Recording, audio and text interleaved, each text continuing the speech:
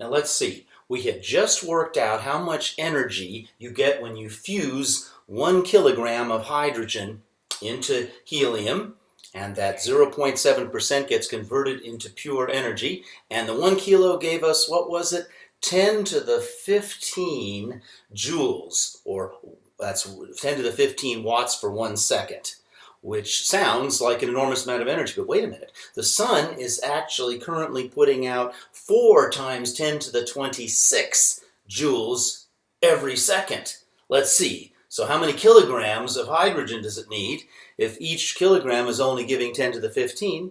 You can see immediately that we need 4 times 10 to the 11 kilos, 400 billion kilos of hydrogen to fuse into helium every second for simply to explain the amount of power coming out of the sun right now.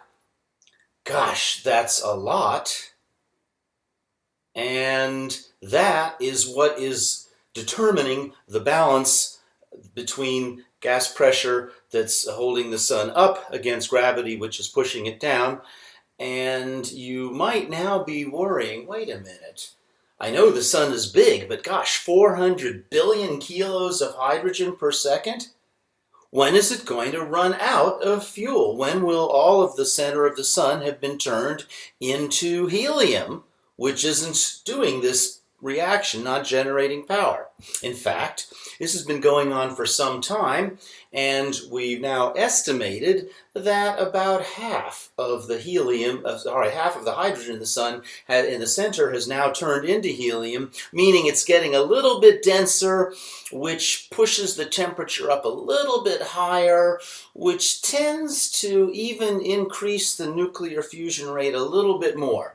So our best estimates, and there is some geological evidence in support of these best estimates, are that the sun is currently about, let's say, about 30% more powerful, 30% more watts coming out of it than when it was very young, when it was born. So it was born at less than 3 times 10 to the 26 joules, and now it's going at 4. And of course, this takes, as we'll see, billions of years to change. It's an amazingly stable source of energy, which is really wonderful for those lucky planets around it that want to have hundreds of millions or even billions of years to allow life to evolve and develop under remarkably, surprisingly stable conditions. So what I have to say about this is I love hydrogen fusion. It's just the greatest thing since sliced bread, because it gives you a very long-lived and very steady source of power that can warm your solar system and your planet. Well, I don't want you to worry, so I'll give you the numbers right now. There is a handout on this also that you can get off the course webpage. How long until the sun burns all of the hydrogen in its core into helium and is out of fuel? What's the lifetime of this fuel supply? Well, that's very easy to figure. We already know what the total mass of the sun is, 2 times 10 to the 30 kilos.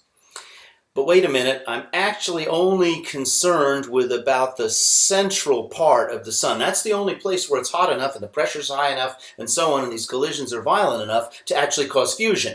So we don't have the availability of more than about 1/10 of the sun's total mass. I'm going to say about 2 times 10 to the 29 kilos here, and we have to divide this by the current rate of consumption, 4 times 10 to the 11 kilos. And you see here, if I have a fuel supply divided by a rate of consumption, it's just like in your gas tank, right? If we measure things this way, you've got 20 gallons in your tank and you're burning 2 gallons an hour on the freeway, you'll be able to drive your car for 10 hours, right?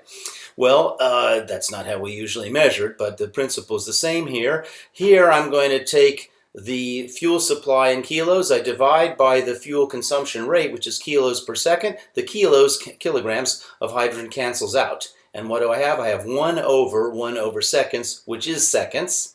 That's how long it'll last. It looks like a big number here. 10 to the 30 divided by 10 to the 29. It's almost 10 to the 18 seconds. It's 3 times 10 to the 17 seconds. Wow. 10, if you convert knowing that there are 30 million seconds in a year, you get 10 to the 10 years, 10 gigayears, 10 billion years for the sun to exhaust its entire fuel supply. Whew, I was a little nervous there. I don't know about you. I was scaring you a lot in these lectures about the sun. Finally, we can relax and say, whew, it's actually only used up a little bit less than half of its fuel supply, because we now know that the age of the solar system, presumably the age of the sun also, is only 4.5 billion years. And so, of course, as I mentioned before, it's only because it's using nuclear fusion reactions instead of just these wimpy chemical reactions that the sun has been able to burn at the rate it has for billions of years already, with billions more of years to go along, no problem. So that's nice. So the lifetime of a star, when it's burning hydrogen in its core, is potentially very long. In fact, that's the longest phase of the lifetime of any star, always, is when it's burning hydrogen. And let's get back to an earlier lecture, when it's on the main sequence. Now we have an insight that explains what's happening inside the star, which produces the effects that we see on the outside. It explains the surface temperature of the star, which is basically the size of the star, and the power of the star. I'll say this, the main sequence is the sequence of all stars of various masses which are currently burning their hydrogen in their cores into the helium. And that's, as I said, that's why most stars are on the main sequence, more than 90%. Why? Because stars spend typically 90% or more of their lifetime in this main sequence phase. They're born quite quickly. They collapse rather rapidly. That only takes a few percent of their lifetime for them to land on the main sequence when a cloud of gas and dust has collapsed under its own gravity to make a star. Then they burn for a long time with hydrogen fusing in the center. Then they run out. And then things start happening quite quickly. So rather short but rather spectacular final stages of the lifetime of a star, which I'm going to get to in the next lecture. But now, before I go on to that, I've given you all these numbers, and I'll just have a little review slide here. Gosh, this is pretty obvious. This is certainly going to be on the midterm exam. What process creates energy in the sun? Currently, that's fusing hydrogen into helium only in the sun's core, and that's enough to give us the 4 times 10 to the 26 watts. Why is the size of the sun what it is? It's a balance, a gravitational equilibrium between pressure and gravity. And how long will the fuel supply last? This raises an interesting question, which we'll get to in the next lecture. We saw that the main sequence of stars, some of them run a lot hotter than the sun, and they generate much, much more power. So they're consuming their hydrogen fuel supplies much faster.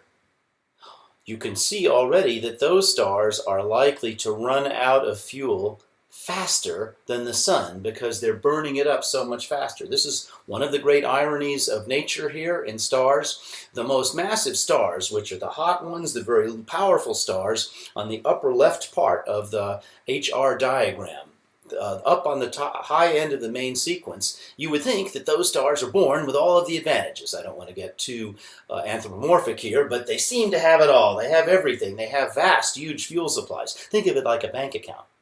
And yet, they are tearing through it at such a huge rate, maybe hundreds or thousands of times faster than the sun, that they blow their account, they blow their inheritance, they use up all their fuel and run out in their cores in much shorter time than the sun does. On the other hand, if you're at the bottom of the main sequence, those stars, of course, are less massive than the sun. They're burning their fuel very parsimoniously, very slowly. And so even though they start out with less fuel than the sun, they are so miserly in using it up that they can live for much longer on the main sequence. They have a much longer main sequence lifetime than the sun, even though they start out with less fuel. Interesting. I need to now look at the evidence that we actually understand the conditions in the center of the sun well enough to have confidence that our computations of nuclear reactions are reasonably accurate. The problem is, of course, we cannot see into the sun. It's completely opaque, so we only have mathematical models of the sun about basically how the density and the temperature and the pressure increase as you go from the surface inside to the center of the sun. Here's a lucky, amazing surprise, which was largely exploited by my colleague Roger Ulrich at UCLA, by the way. He and a number of other people, quite a number of decades back, noticed that the sun and other stars actually pulsates a little bit. I don't really want to use the word pulsation, but it has small fluctuations in it, which are pretty subtle to measure. These are basically like earthquakes or sunquakes that are traveling back and forth through the sun. And here's the interesting point.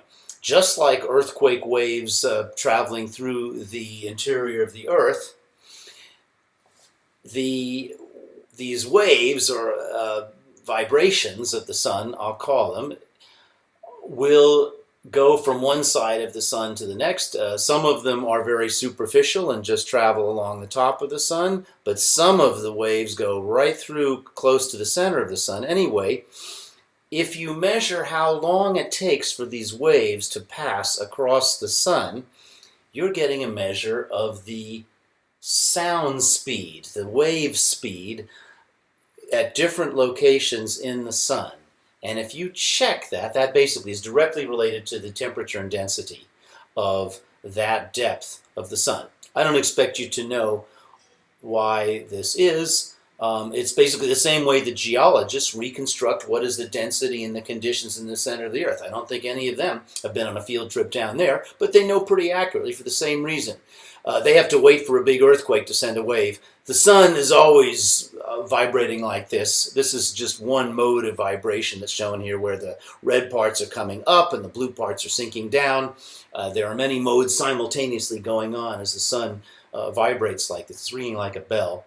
And they've been checked with amazing accuracy. And sure enough, I'm very happy to report that our solar model of how the density and temperature and pressure increase from the surface of the sun down all the way down into the center are quite well confirmed. I guess they're probably now confirmed with an accuracy down to about the plus or minus 5% level. I don't know the exact latest numbers, but just by seeing these waves passing through the sun, it's called stellar seismology. It's quite analogous to geological seismology on the Earth, except we're applying it to the sun. So that's great. Then, sure enough, Arthur Eddington's simple estimates of what the temperature in the center of the sun and the density in the center of the sun are turn out, when you use the sophisticated models, turn out to be confirmed quite accurately. So then, as long as the nuclear fusion reactions follow the laws that we think they should under those conditions, then they should all be going at the rates that we predict. And I said there was a whole chain of nuclear reactions that we believe are taking place that eventually has the effect of combining the 4 hydrogens into 1 helium nucleus. But how would you check that it's actually going on right now? Well, here's the problem with this. If you were to only look at the power coming out of the sun now, the heat, the light coming out of the sun now, all that tells you is that our models and our computations and calculations of nuclear reactions were correct over the last 10 or 20, 50 million years of the sun's history. Why do I say that? Because the power, the light, the energy that you see now, it's basically photons coming out of the surface of the sun, originated as gamma rays, as very high frequency, highly energetic light rays in the center of the sun tens of millions of years earlier. We're not seeing the power that's being generated right now at this moment, because that power will only gradually leak out of the sun over the next, as I said, tens of millions of years. Wow. Think about how amazing that is. What a weird statement. These photons are, after all, Once they're created, they always travel at the speed of light. They can't travel any less than the speed of light. But they're not coming out in a straight line. It's the most tortured, random walk here. They bounce into one atom, they get absorbed, they bounce again, they absorb, bounce again, millions of times a second. So the actual path of these photons is just back and forth, almost seemingly forever, with a slight tendency to end up further and further out over millions of years. And eventually they get into the higher upper parts here, and they finally manage to escape when they reach the visible surface. So we don't actually know what nuclear reaction rates are instantaneously. I mean right now in the sun. We would see all of the same things. Everything would look exactly the same, even if the sun had not had a single nuclear reaction for the last 10 million years. We wouldn't know any different. All of these other tests and so on that you can check would come out the same. I need a way to find out right now, are those nuclear reactions happening at this, as we speak, at this very moment? And that means that I'm going to need to look at something that comes directly, instantly, without delay, from the center, from the core of the sun, from the furnace of these nuclear fusion reactions. And the only thing I've got, and I mentioned it before, which comes out unimpeded at the speed of light, straight at us in 8 minutes, is the neutrinos. Except they're hard to detect. But that hasn't stopped incredibly ingenious physicists. So here's the point that I made just a minute ago, which is that even though the photons are produced by nuclear fusion in the center of the sun, and this is grossly simplified, right? The actual random walk path of this radiation of these photons just takes millions of years, all right? It says about 1 million years here to finally get out to the surface here. So it's a very slow, random walk for the energy to actually come to us. So instead, we need to check on the neutrinos that are predicted to be produced every second by the fusion reactions in the center of the sun. A very clever experiment was created. Let me see if I can show you the picture of the experiment first. This was a real brilliant idea. There's the guy, Ray Davis, one of the great heroes of 1970s astronomy. He decided that he liked astronomy, but he'd rather have his observatory be buried in, let's see, this is the Homestake mine. This is about 2 miles under the surface of the earth here. So there he is standing underneath this tremendous weight of rock, and that's his observatory, which is a gigantic tank, basically, of cleaning fluid.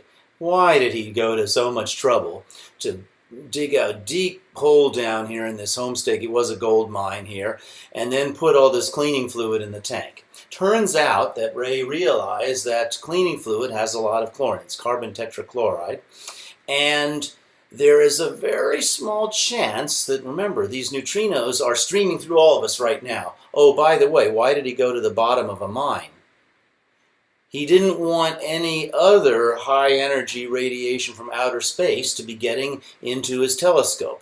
So all of the other radiation from space is blocked by a mile or two of thickness of rock here. Neutrinos don't care. It's just like a vacuum to them. They go straight through. They can come straight through the other side of the Earth. For that matter, the Earth is totally transparent to them. But the weak nuclear force makes it possible, occasionally, very rarely, but just occasionally, for a chlorine atom to be converted. It changes in its nucleus. Remember, you can change a neutron to a proton or back and forth. It changes from a normal chlorine atom to a radioactive argon isotope, which is not normally found in his container of cleaning fluid. It shouldn't be there. So what he has to do is he exposes this. This, of course, has zillions and zillions of chlorine atoms in here. He exposes it to neutrinos for basically a few weeks. Then he has to pump out all of the cleaning fluid by a very careful radioactive detector, a Geiger counter. And the Geiger counter is exquisitely sensitive, looking for individual radioactive argon isotopes. And they were produced by one neutrino from the sun, converting them from chlorine into argon. So that's the experiment. Sounds crazy, doesn't it? When I first heard about this, actually, in the 60s, I thought, this guy's nuts. I mean, I was old enough to have that kind of opinion at that point. And of course, I turned out to be wrong, as with a number of my brilliant opinions.